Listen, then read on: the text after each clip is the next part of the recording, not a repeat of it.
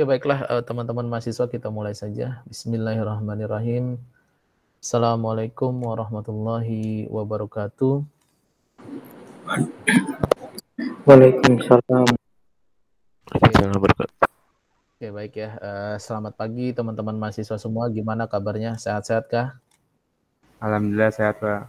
Oke, baik ya. Kita langsung saja. Bismillahirrahmanirrahim.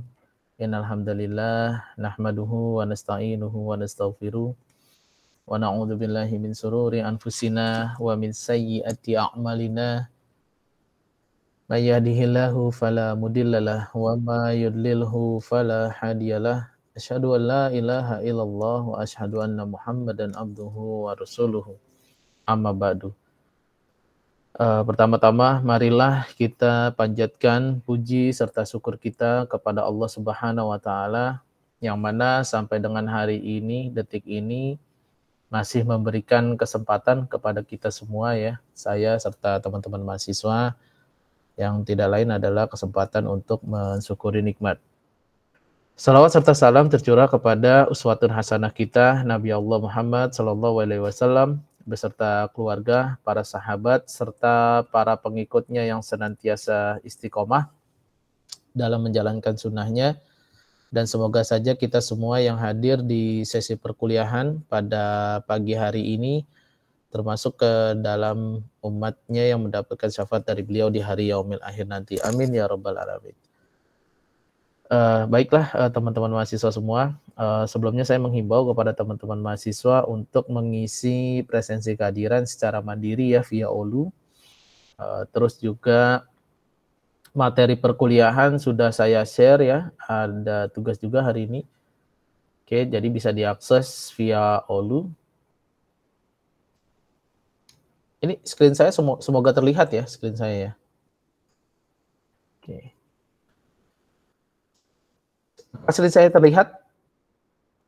Terlihat, Pak. Oke, terima kasih. Oke, baik ya.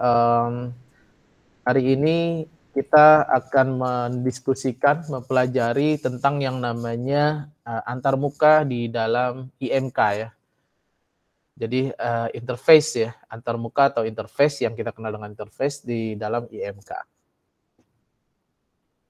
Yang menjadi indikator kompetensi pada pertemuan hari ini yaitu mahasiswa nantinya mampu mengetahui, memahami tentang antarmuka ya atau interface di dalam interaksi manusia dan komputer, serta nanti di topik bahasan pada hari ini kita akan bisa membedakan yang namanya jadi antarmuka itu bermacam-macam gitu ya, ada bentuk-bentuknya.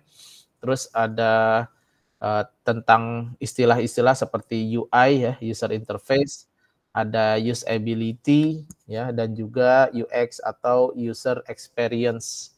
Terus juga kita akan mengenal tentang yang namanya Schneiderman-Elt Golden Rules ya for interface design.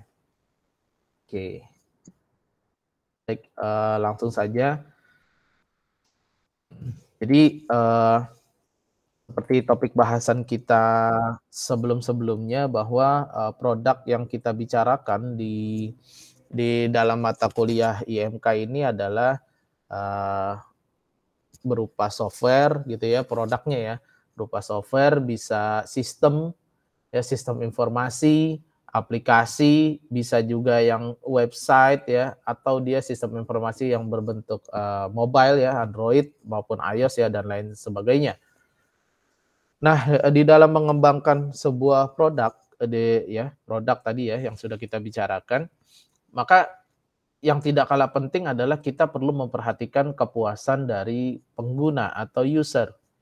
Nah, jadi kalau tingkat kepuasan itu bisa saja dari bagaimana si pengguna itu menyukai gitu ya, dari si antarmuka yang telah kita buat, atau bagaimana si pengguna itu memahami dari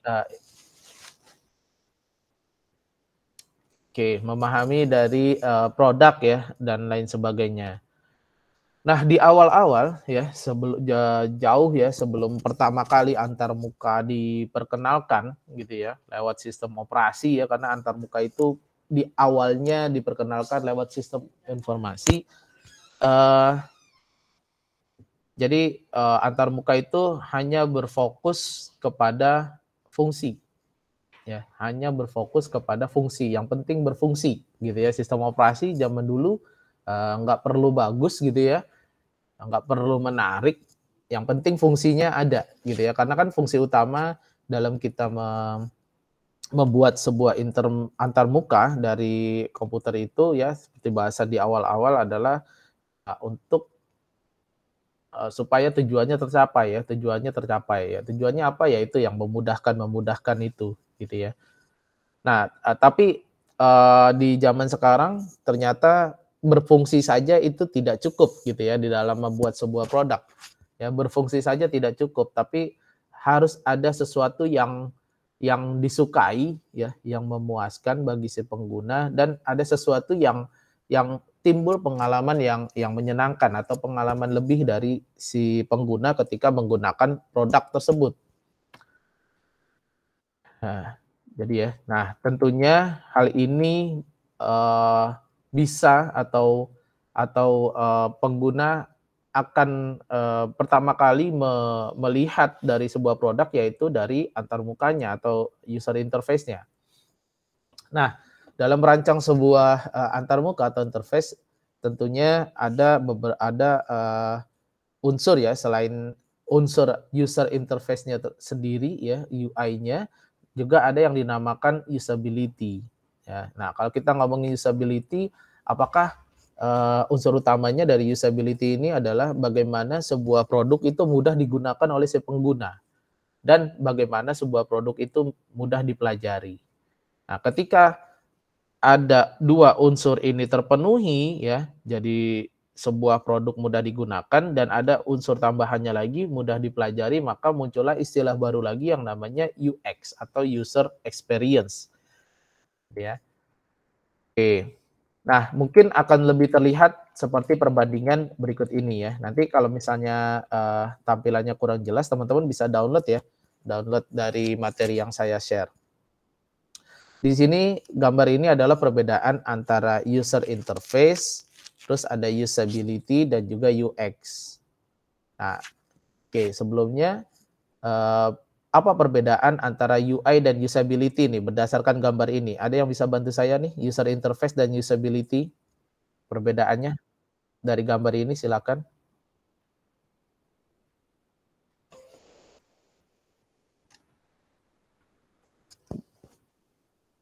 Gimana? Ada yang bisa membedakan dari UI dengan unsur usability di gambar ini?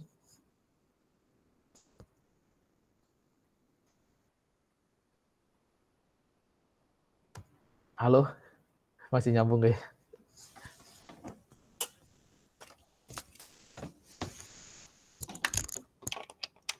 Oke, saya masih nyambung gak nih? Halo? Nggak nyambung ya?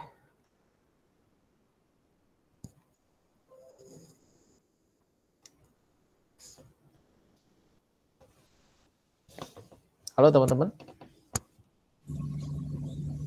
Halo Pak. Masih nyambung nggak saya? Masih ya? Masih Pak. Oke. Oh ya. Oke, baiklah ya. Jadi perbedaannya adalah pada unsur UI, ya, tadi ya di awal, bahwa pertama kali interface itu diperkenalkan melalui sistem operasi, orang tadi ya tujuannya yang penting UI itu berguna, fungsinya, ya, hanya kepada fungsi, ya, karena seperti yang kita tahu UI itu berada di tengah-tengah antara pengguna dan juga komputer, ya, atau sistem, gitu kan, ya. Dia fungsinya adalah untuk menjembatani, gitu ya, bagaimana menjembatani antara pengguna dengan sistem atau komputer. Nah, jadi pada saat UI, unsur UI ini hanya yang penting fungsinya saja. Jadi ketika misalnya kita membuat sebuah form, gitu ya, sebuah form isian untuk formulir, gitu ya, data-data pribadi, ya, data-data pribadi. Jadi ya mungkin pada awal-awal, ya, user interface yang kita buat itu, ya, yang penting ada tombol submit, gitu ya. Ada tombol input data gitu ya, submit. Jadi ada beberapa isian form yang kita sudah isi. Nah, terus yang penting datanya bisa di submit. Ya kan? Nah, jadi karena awalnya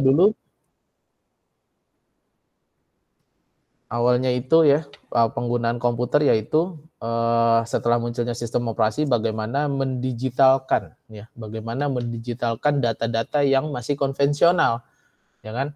Jadi datanya masih konvensional, masih ada di buku besar, masih ada di buku kas gitu ya, atau data-datanya masih ditulis tangan. Nah, itu dipindahkan ke komputer atau dikomputerisasi, ya kan? Nah, yang penting datanya masuk ke database, ya. Yang penting fungsinya. Jadi biasanya hanya ada tombol submit, ya kan?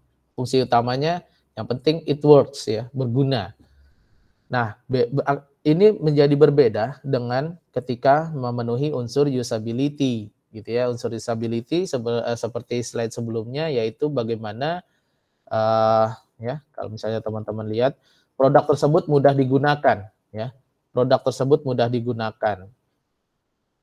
Nah, kita lihat perbedaannya. Jadi kalau ingin memenuhi sebuah unsur usability, maka selain ada tombol submit ya, input data yang kita sebagai developer ya, sebagai programmer itu menyediakan tombol ya yang fungsinya untuk membatalkan ya atau cancel.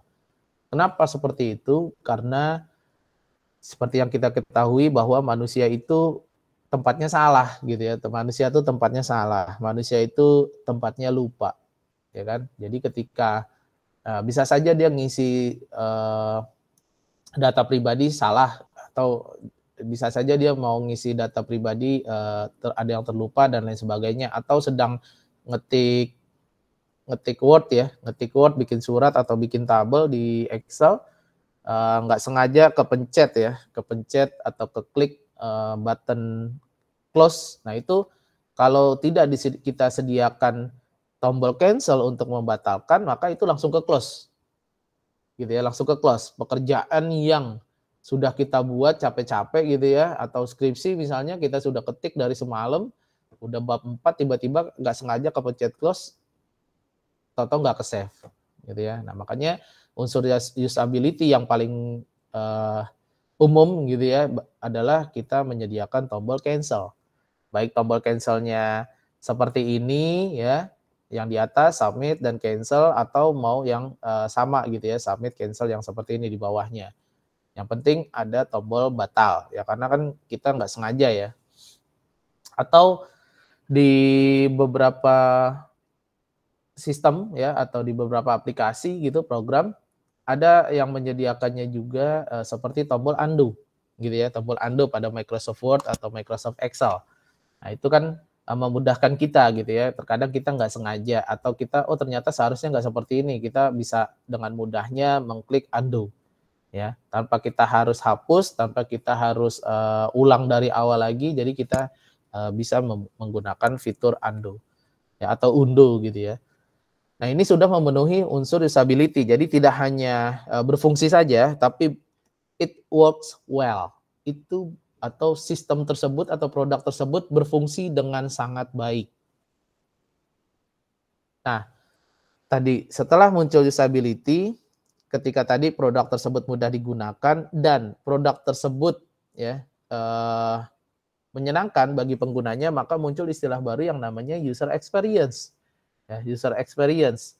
Jadi tujuan dari user experience tidak hanya it works well, ya, ada N-nya, N makes me say wow, berarti ada pengalaman, ya, berarti ada pengalaman dari si penggunanya yang menyatakan penggunanya nyaman ya, wow gitu ya, atau penggunanya menyatakan satisfy-nya, kepuasannya, gitu ya. Jadi kalau kita bandingkan dengan yang sebelumnya, sebenarnya ini agak sama dengan yang sebelumnya gitu ya.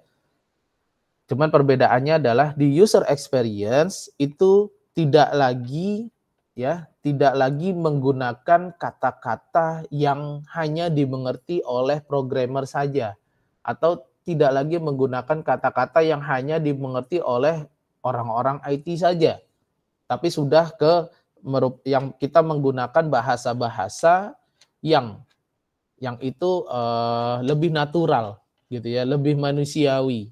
Contohnya ya, jadi sebenarnya tombol ini ya, ini sama seperti yang di sebelahnya gitu ya. Jadi yes complete my order ya. Jadi misalnya ini adalah sebuah inputan atau fitur berbelanja gitu ya, fitur berbelanja dari aplikasi atau maupun program. Maka ketika jadi tidak lagi submit di sini atau tidak lagi oke gitu ya, tapi yes complete my order ya. Atau tombol cancelnya no thanks gitu ya, no thanks. Nah, itu kan lebih manusiawi, bahasanya lebih natural gitu ya, lebih natural. Oke, kenapa tadi ada yang bertanya?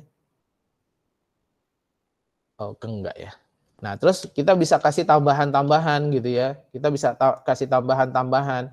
Jadi ketika kita apa ya, si pengguna ya, si customer atau si pengguna itu menyelesaikan orderannya hari ini atau dengan secepatnya, maka bonusnya ya, kita bisa memberikan bonus yaitu barang tersebut bisa tiba lebih cepat gitu ya, bisa tiba lebih cepat ya karena dia check out ya istilahnya ya, check out dari belanjanya itu lebih cepat, maka barangnya bisa tiba lebih cepat. Sehingga yang seperti ini akan menimbulkan kepuasan tersendiri bagi si pengguna atau user.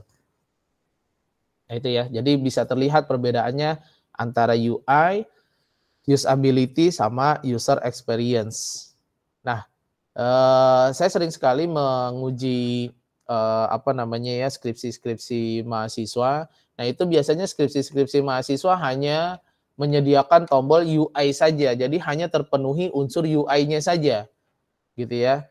Nah, kalau saya menemui sistem yang seperti ini, maka di antarmukanya ya, maka saya biasanya pertanyaan saya pada saat sidang itu saya akan menanyakan ke mahasiswa tersebut ya yang sedang sidang skripsi, yaitu saya akan menanyakan, kamu tahu nggak bedanya UI, usability sama user experience? Nah, di situ aja biasanya mahasiswa kalau tidak memahami unsur-unsur IMK itu sulit menjawabnya.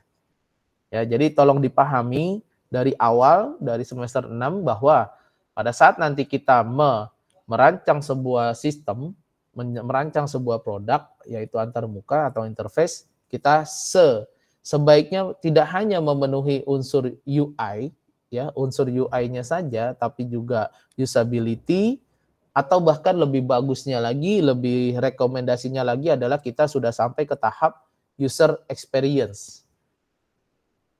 Jadi dibiasakan dari sekarang, gitu ya teman-teman ya.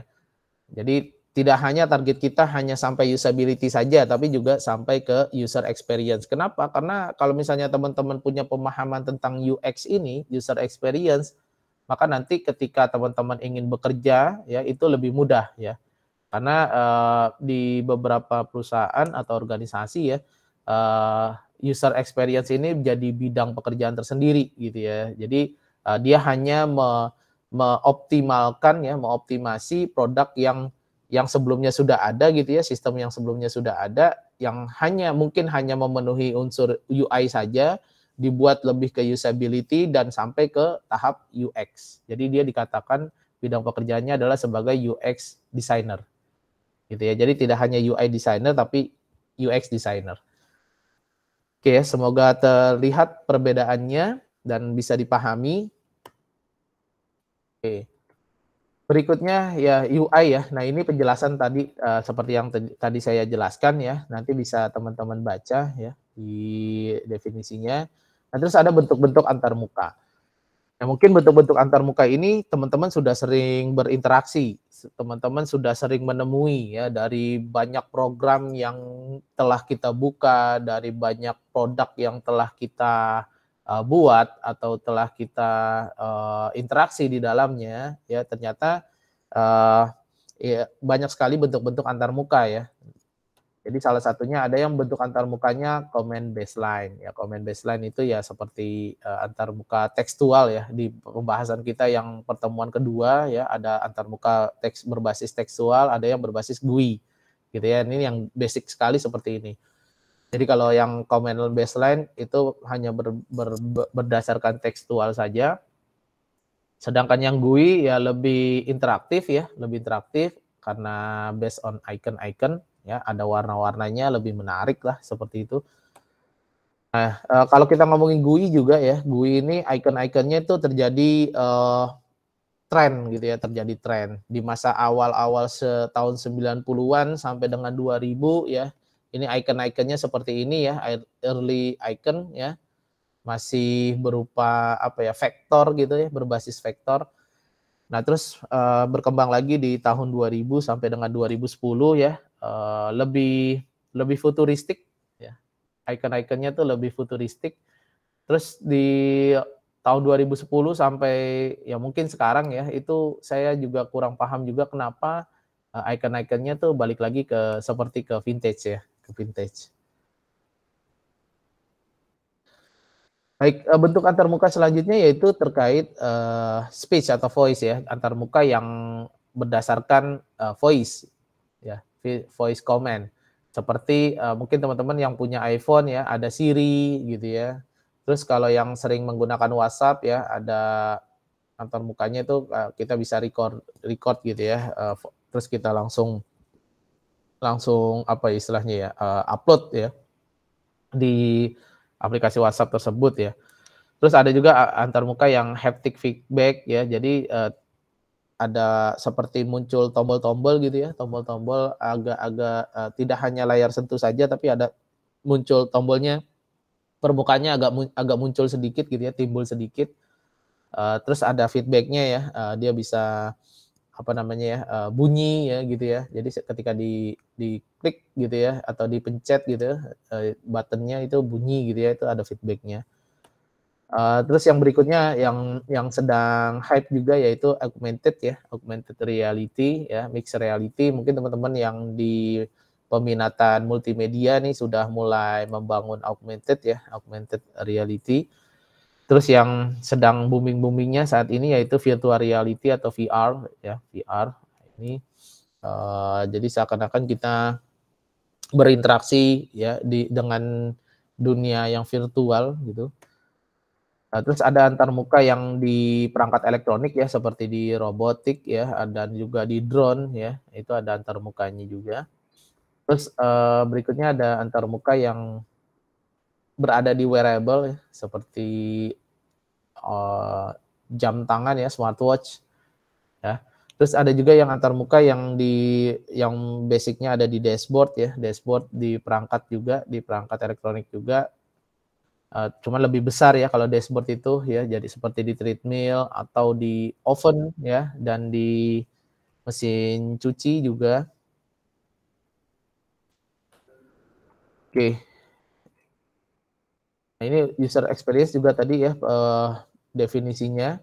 Nah, user experience ini menurut Frank Guo ya tahun 2012 terdiri dari 4 elemen ya, yaitu dari usability, valuable, adaptability, dan desirability.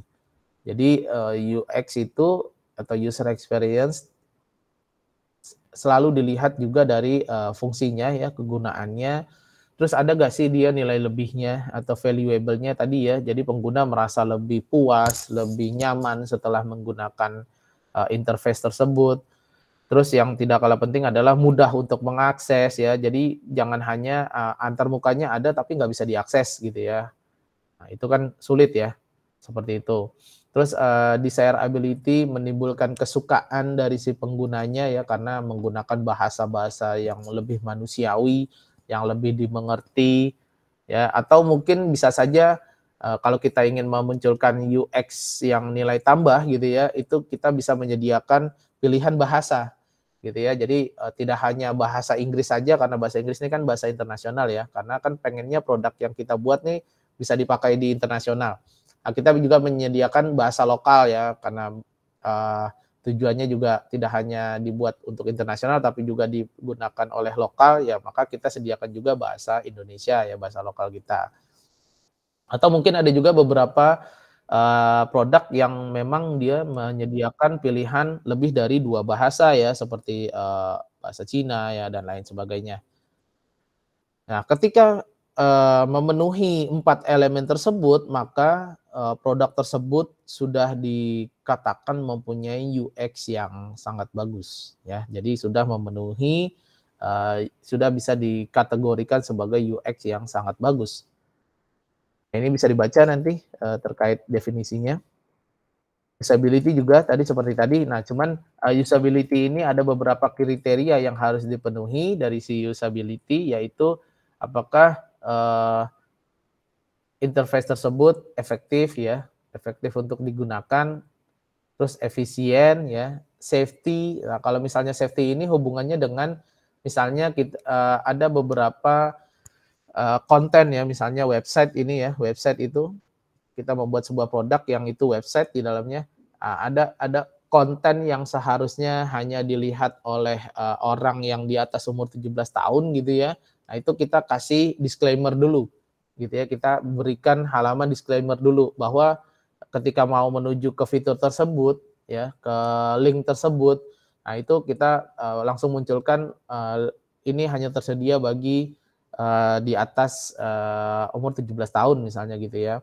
Nah, itu apakah Anda berusia di atas umur 17 tahun? Nah, ada pilihannya kan. Ada, ya saya berusia 17 tahun atau saya belum berusia 17 tahun. Nah, gitu. Pilihannya 2. Jadi jangan hanya yes sama no saja. Tapi kalau mau dibuat UX-nya yes, I already 17 years old gitu ya. Pilihan yang pertama ya. Nah, yang keduanya pilihan tidaknya adalah no. I'm still under 17 years old ya. Jadi masih di bawah 17 tahun gitu. Nah, itu lebih UX tuh.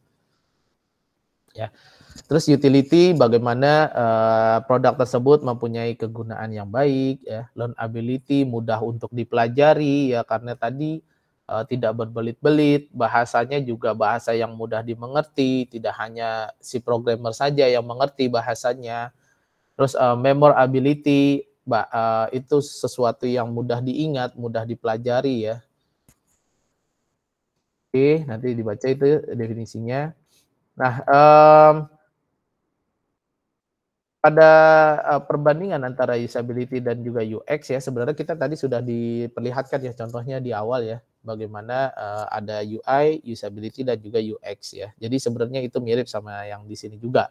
Ya, jadi tidak hanya memenuhi unsur kegunaannya saja ya, utility ya. Jadi kalau sudah UX sudah mencakup yang 4 ini ya, sama tadi elemennya ya, tadi ada UX, ada mudah ya, ada berdasarkan kegunaan jadi ya, terus berdasarkan kemudahan juga ya, penggunaan, kemudahan, terus kesukaan, desirability, dan bagaimana punya nilai tambah ya, brand experience ya, punya nilai tambah ya. Jadi gambar ini mewakili dari yang elemen dasar dari user experience ya. Oke, terus nah kita akan mengenal tentang yang namanya Snyderman's 8 Golden Rules. Snyderman 8 Golden Rules ini diperkenalkan oleh Matt Snyderman ya. Matt Snyderman itu di sini ya, Snyderman checklist ya.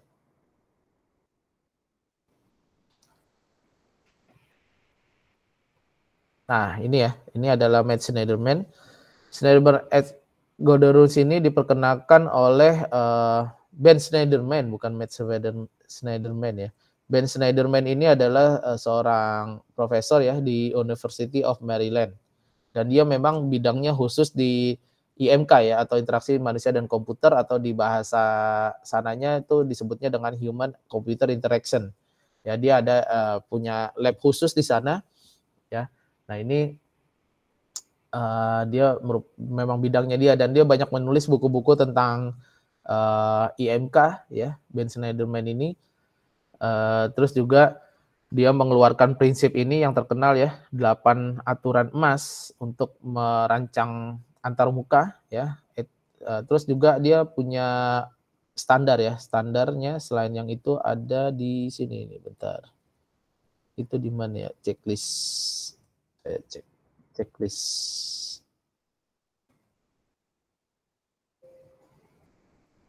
Nah, ini dia nih. Ini ya, checklistnya seperti ini ya, teman-teman bisa akses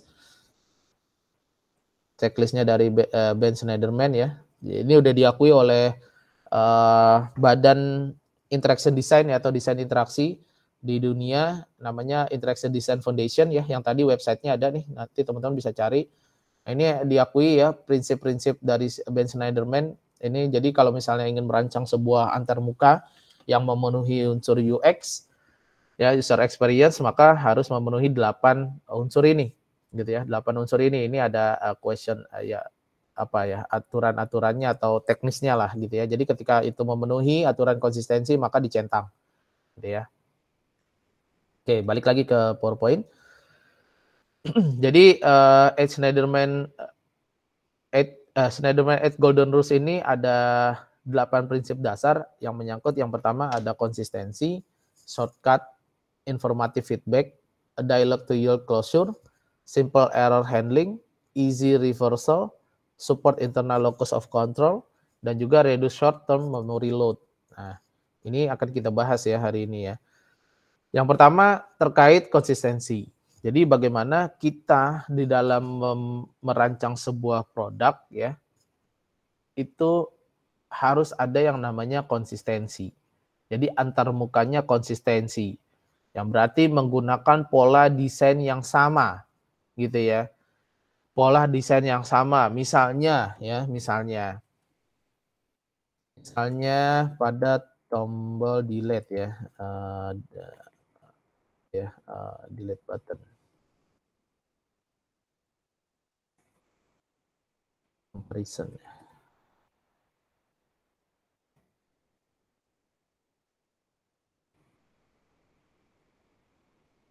Tuh.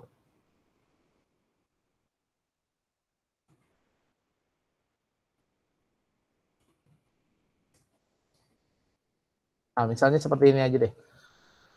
Jadi ada beberapa, misalnya kita tadi ya yang dimaksud konsistensi adalah bagaimana kita merancang itu punya konsisten ya, menggunakan pola desain yang sama.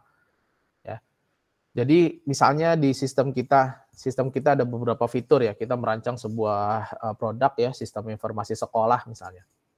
Nah, sistem informasi sekolah tuh ada beberapa fitur ya, ada fitur input data, input karyawan, input tendik ya, tenaga kependidikan, input staff atau input guru, ya, input siswa. Biasanya itu kan selain tombol input ya atau tombol update gitu, ada tombol delete. Nah, bagaimana kita konsisten tombol delete-nya? Ya, jangan warnanya berbeda-beda di fitur data guru misalnya, tombol delete-nya warnanya biru. Di fitur data siswa tombol delete-nya warnanya hijau. Sedangkan di fitur data karyawan, di fitur data apa lagi ya? Data nilai misalnya ya, data nilai tombol delete-nya warnanya merah. Nah, ini kan nggak konsisten seperti itu. Gitu ya. Jadi kita konsisten. Nah, biasanya dan sebaiknya kita menggunakan warna yang standar gitu ya, warna yang standar gitu ya. Jadi boleh aja sebenarnya kalau misalnya teman-teman mau menggunakan warna-warna yang netral ya, seperti warna abu-abu ya, warna apalagi tuh krem ya, warna-warna pastel gitu. Atau bisa juga menggunakan warna yang standar. Nah, biasanya kalau tombol delete itu warna standarnya merah gitu ya. Karena sesuatu yang dihapus itu kan butuh apa ya namanya ya, butuh perhatian kita gitu ya, butuh perhatian. Jadi kalau warna merah tuh biasanya wah ini butuh perhatian nih gitu kan. Nah, itu jadi standar ya. Standarnya tombol delete ini warna merah gitu ya. Jadi sebaiknya kita ketika di data nilai ya, input data nilai itu tombol delete-nya warna merah, maka di data guru, data karyawan ya maupun di lain-lainnya itu ketika muncul tombol delete warnanya konsisten gitu ya, warnanya merah. Misalnya kalau mau menggunakan standar ya. Jadi konsistensi itu seperti itu. Oke, nah terus ada shortcut. Jadi bagaimana fitur-fitur yang memang sering digunakan oleh si pengguna itu kita sediakan shortcut-nya gitu ya. Jadi kita memperbolehkan pengguna untuk menggunakan shortcut ya, karena mungkin itu akan lebih memudahkan mereka. Ya, seperti kalau misalnya teman-teman lihat di aplikasi Word gitu ya. Kalau misalnya kita buka Word, oke. Ya, jadi di aplikasi Word ini kan saya yakin banyak dari teman-teman ini yang memang menggunakan aplikasi Word. Kenapa? Karena memang kita sangat dimanjakan oleh aplikasi Word gitu ya. Unsur UX-nya tuh terpenuhi banget gitu ya kalau di aplikasi Word. Nah, misalkan seperti ini. Jadi teman-teman misalnya kita lihat shortcut-shortcut itu yang sering digunakan oleh si pengguna itu biasanya fitur-fitur atau fungsi-fungsi yang sering digunakan oleh si pengguna itu biasanya dibuat sebuah shortcut-nya.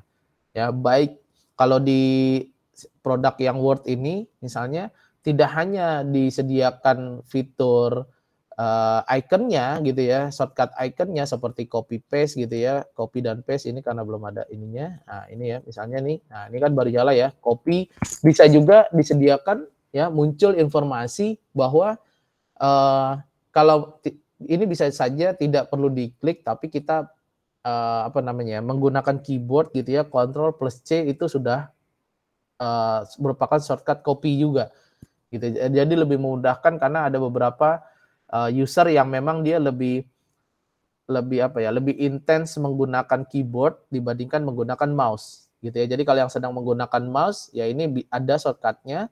Kalau yang sedang menggunakan keyboard ya jadi cukup Ctrl plus C. Jadi ini memang dimudahkan sekali nih, unsur UX-nya terpenuhi. Gitu ya. Nah, bahkan di Word sendiri juga ya ketika kita klik terus kita double klik gitu ya, double klik di ruang kosong gitu. Nah, ini akan muncul shortcut-shortcut yang memang sering digunakan gitu yang berhubungan dengan yang ada di sini. Ya, yang sering digunakan di tulisan gitu kan. Kita double klik aja maka dia akan muncul ya. Maunya di bold atau diwarnain gitu ya atau rubah fontnya ya, dibuat bullet list ya dan lain sebagainya. Ya, jadi kita dimudahkan dengan adanya shortcut ya. Jadi pengguna akan tadi ya tidak hanya it works well, maka it works well and say me wow gitu ya. Nah itu ya. Jadi pengguna semakin nyaman menggunakan produk tersebut.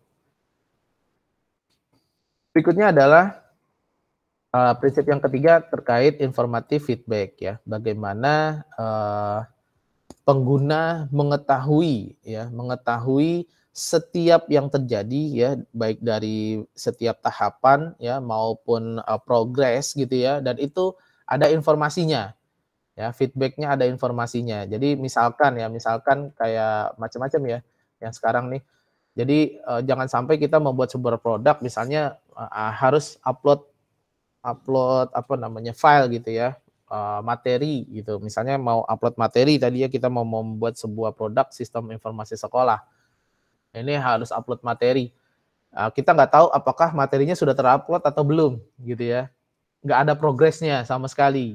Tiba-tiba selesai aja gitu ya. Nah, kan kalau misalnya kita bisa munculkan gitu ya, ada progresnya ya berapa persen atau terlihat ada berapa file yang misalnya diupload, ini sudah file yang keberapa dan besarnya berapa gitu ya, itu akan lebih memenuhi unsur UX gitu ya.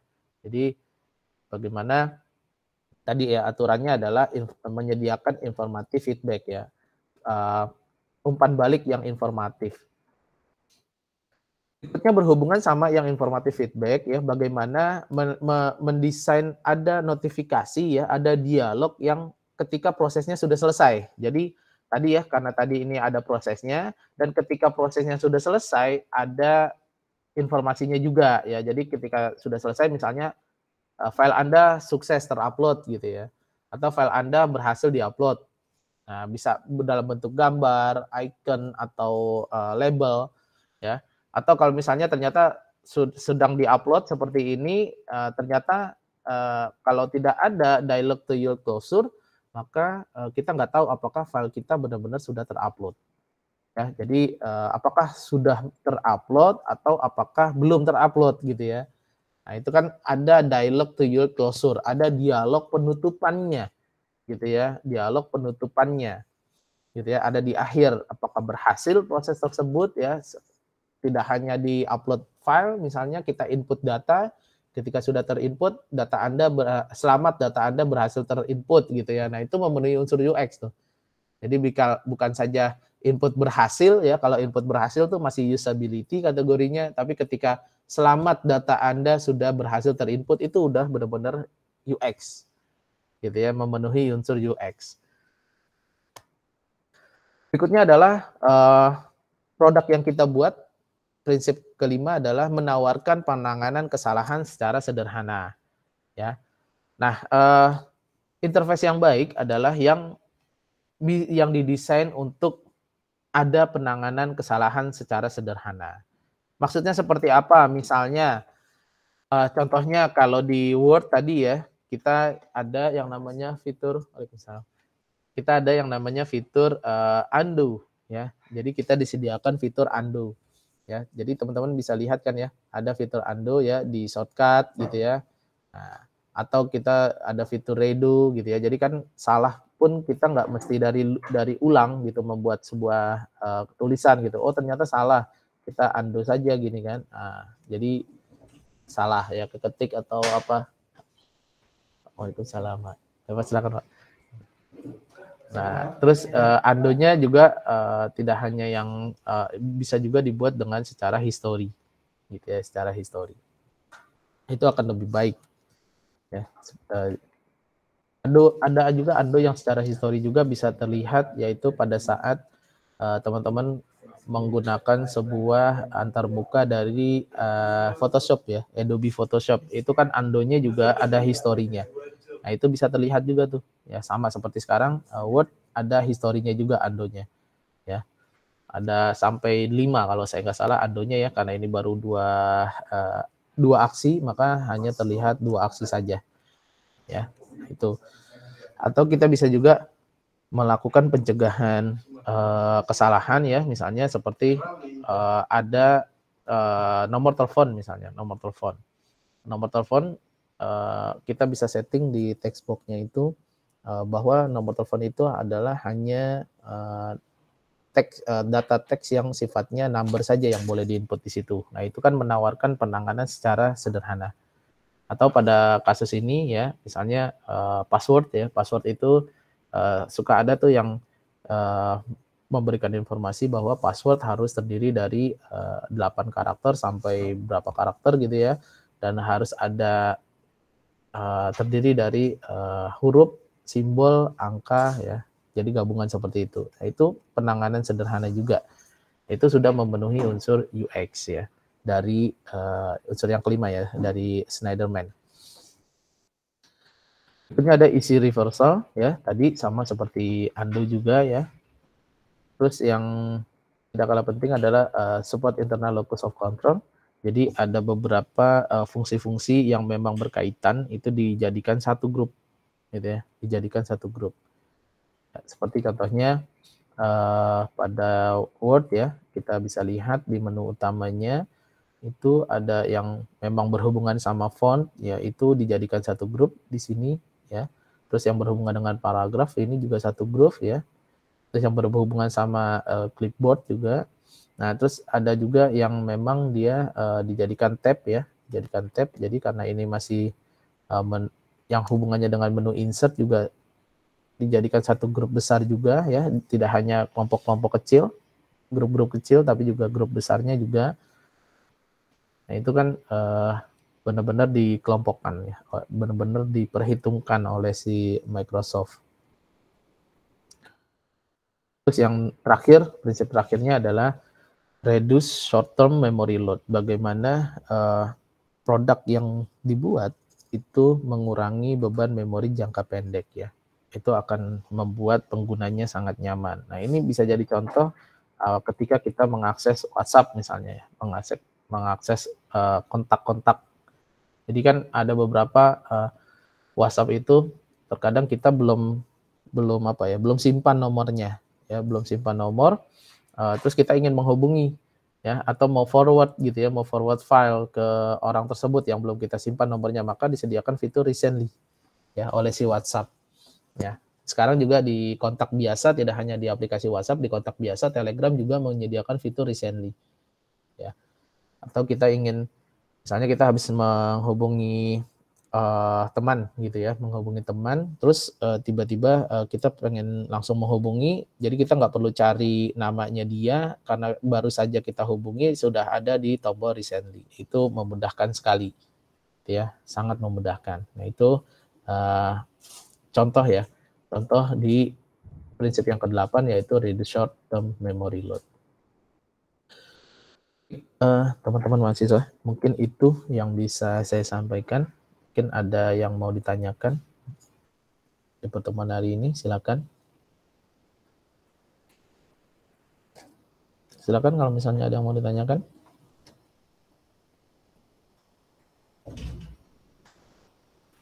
Pak, boleh bertanya nggak? Boleh, silakan. Kan kalau user experience itu kan tadi berdasarkan kepuasan user kan Pak? Berdasarkan, maksudnya tentang kepuasan user ya kan Pak? Terus kalau kita lihat contohnya nih, apa ya, kayak kenapa beberapa developer tuh milih tindakan kayak gini gitu, yang menurut kita tuh kita nggak nyaman memakainya, kita nggak puas tapi tetap dilakukan gitu. Kayak contohnya Google Icon ya. Google Icon kan dulu sangat berbeda-beda kan, dari Gmail segala macam, nggak kayak update 2018 sampai 2020 yang kayak sekarang gitu. Yang banyak orang nggak suka gitu. Kenapa masih dipertahankan gitu Pak? Oke. Jadi gini, kan Google juga punya data ya, mereka juga punya data. Jadi yang tidak puas berapa, yang puas berapa, gitu ya. Mungkin salah satu alasannya kenapa mereka masih mempertahankan ya, yang tadi Muhammad Abi katakan seperti itu, ya karena dari data yang mereka miliki masih banyak yang merasa puas gitu ya daripada yang tidak puas. Jadi mereka masih mempertahankan itu, ya.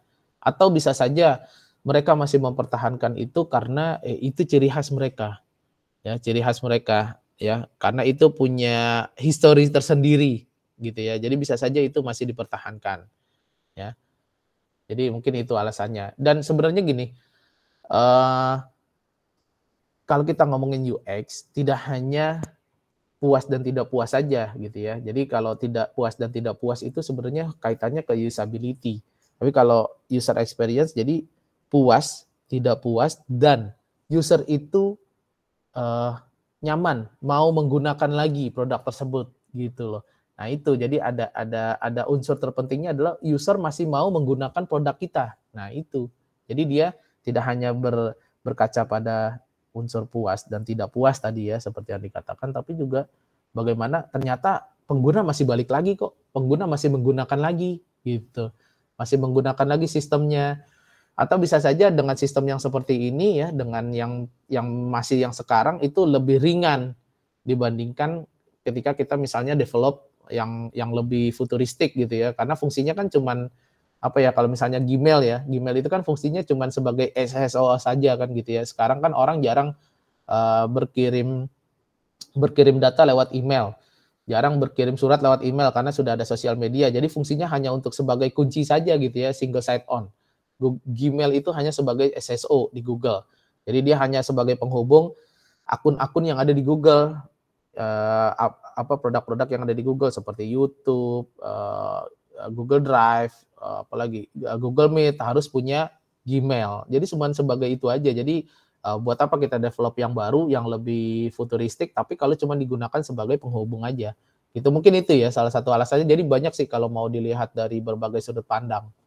Ya mungkin itu semoga terjawab ya, Muhammad Abi ya. Baik Pak, terima kasih. Oke, baik. Mungkin ada lagi yang mau ditanyakan, silakan teman-teman mahasiswa. Oke, kalau misalnya tidak ada yang bertanya, kita bisa lihat ya teman-teman mahasiswa, ini ada tugasnya. Nah, tugasnya ini juga sudah bisa diakses via Olu. Jadi ini berkaitan dengan Schneiderman 8 Golden Rules yang tadi ya, yang 8 yang sudah saya jelaskan. Jadi teman-teman nanti mereview ya, mencoba ya, aplikasinya apa saja, baik aplikasi yang sudah ada atau aplikasi yang belum ada mungkin ya, atau aplikasinya mau yang berbasis mobile, berbasis Android, iOS atau berbasis website, itu boleh ya. Nah, itu direview. coba apakah aplikasi tersebut sudah memenuhi unsur standarnya Schneiderman untuk perancangan antarmuka ya. Ya sudah memenuhi Schneiderman 8 Golden Rules ya. Nah, itu aplikasinya apa? Teman-teman sebutkan. Terus kalau bisa ini misalnya terkait konsistensi, apakah aplikasinya konsisten gitu kan ya. Nah, terus dibuktikan dengan screenshot gitu ya. Jadi aplikasinya apa, kalau dia berbasis website, halamannya gitu ya, halamannya, terus dibuktikan dengan screenshot ternyata dia nggak konsisten gitu kan ya, kan beda-beda ya komentarnya gitu apa. Terus yang keduanya terkait shortcut gitu ya. Nah, itu bisa teman-teman review gitu ya. Jadi ketika memang ternyata udah memenuhi semua ya, buktikan dengan screenshotnya ya. Jadi aplikasinya apa saja. Dan seperti biasa saya bilang ini tugasnya tim. Ya, mungkin itu ya terkait pertemuan hari ini kita membahas perbedaan UI, UX dan UI, usability dan juga UX. Dan juga yang tidak kalah penting adalah Schneiderman 8 Golden Rules. Nah, ini Schneiderman 8 Golden Rules adalah dasar kita di dalam nantinya kita merancang sebuah antarmuka baik untuk skripsi maupun untuk penelitian kita ya, ketika itu memenuhi unsur user experience, maka pengguna atau orang yang melihat sistem Anda itu akan terkesan gitu ya. Oke, baik, itu mungkin yang bisa saya sampaikan teman-teman mahasiswa di pertemuan hari ini. Tetap semangat, tetap beribadah dengan baik dan benar. Oh iya, kita pekan depan masih masuk ya? Pekan depan ya? Masih masuk kan ya? Masih, Pak. Iya, Pak, masih, Pak. Ya, cuman kan gini ya, karena itu liburnya tanggal 19, mungkin ada yang sudah mudik ya, karena sebelum tiket mahal Pak gitu ya, tanggal mendekati lebaran tiket mahal, jadi mungkin ada yang sudah mudik ya, mungkin di pertemuan pekan depan kita online-kan saja ya. Jadi kita tidak perlu offline karena sudah banyak yang mudik juga, ya kita tetap kuliah tapi secara daring ya, secara online. Ya, itu mungkin teman-teman mahasiswa ya yang bisa saya sampaikan. Oh ya, sebelumnya saya mau absen dulu ya, teman-teman. Oke, kita absen dulu. Bentar-bentar. Saya share screen. Oke, ini tar dulu ini.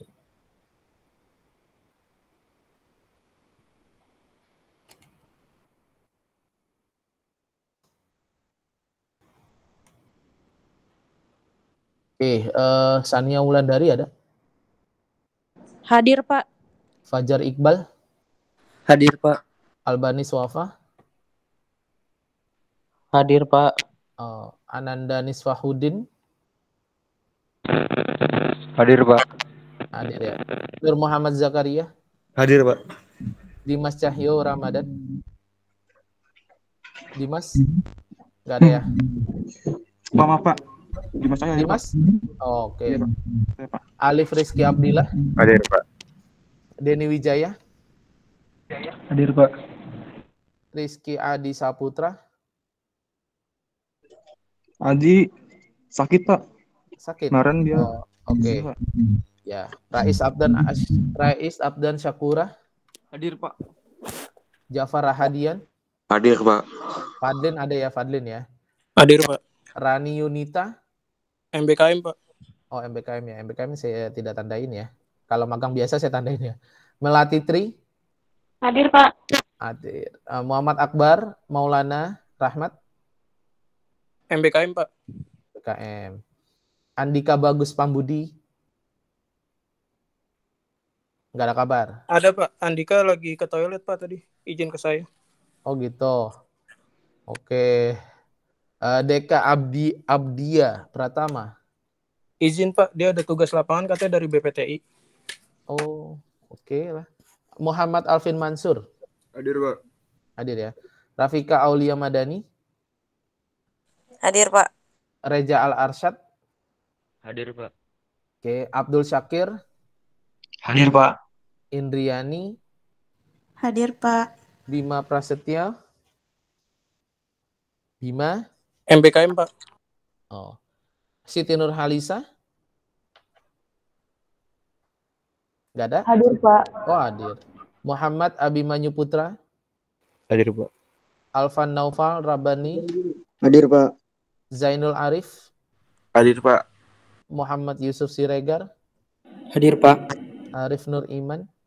Hadir, Pak. Iklimah Atia. Oh, ini MBKM ya? Iklimah ya? Ramana Zuari Zulfa. Hadir, Pak. Kirana Alisa Putri. Hadir, Pak. Tri Ramadhani Putra Hermawan. Hadir, Pak. Rian Zaputra Azhari. Hadir, Pak. Sylvia Damayanti. Hadir, Pak. Diah Rahmayati. Diah. Gak ada ya. Hafiz Tantra Mukti. Hadir, Pak. Hadir. Oh ya. Mutmainnah. Mutmainnah. Tadi kayaknya Magang, ada. Pak. Oh, magang. Magang biasa. Iya, Pak. Oke. Nabila Azhara. Hadir, Pak. Amelia Ariska. Mutmainah hadir, Pak. Oh, Mutmainah hadir. Oh. Amelia Ariska. Amel? Nggak ada ya? Amel ada nggak nih? Oke. Pak. Ada? Dia hadir, Pak. Amel hadir? Dia. Oh gitu, oke deh. Ya, ini. Bapak dia hadir. Iya. Dia siapa? Dia Rahmayati. Udah, dia udah. Oke, baik ya itu teman-teman mahasiswa semua. Jadi, oh ya, satu lagi pengumuman dari saya. Jadi pekan depan kita online saja ya karena sudah banyak yang mudik ya. Terus berikutnya adalah pengumuman terkait UTS ya. UTS itu jadi masuk lagi setelah pas di tanggal 2 kita hari Selasa ya masih kuliah. Terus ada apa namanya? Kita UTS setelah itu UTS-nya itu jadi soalnya itu ada esainya satu ya, ada esainya satu tidak beranak ya, satu saja, satu. Jadi ada pilihan ganda dan esai. Nanti teman-teman bisa perhitungkan bobotnya ya, bobotnya. Jadi yang mana yang mau dikerjakan bobotnya, silakan ya. Itu ya, jadi esainya hanya satu dan pilihan ganda. Baik, mungkin itu teman-teman yang bisa saya sampaikan di pertemuan hari ini. Tetap semangat, tetap beribadah dengan baik dan benar. Marilah kita akhiri sesi perkuliahan kita dengan sama-sama membaca hamdalah. Alhamdulillahirabbil alamin. Lebih kurangnya saya mohon maaf. Nasrun minallah wa fathun qarib wa basyiril mu'minin billahi bisabil haq. Fastabiqul khairat. Wassalamualaikum warahmatullahi wabarakatuh. Waalaikumsalam. Sampai ketemu lagi teman-teman mahasiswa. Ya, sama-sama.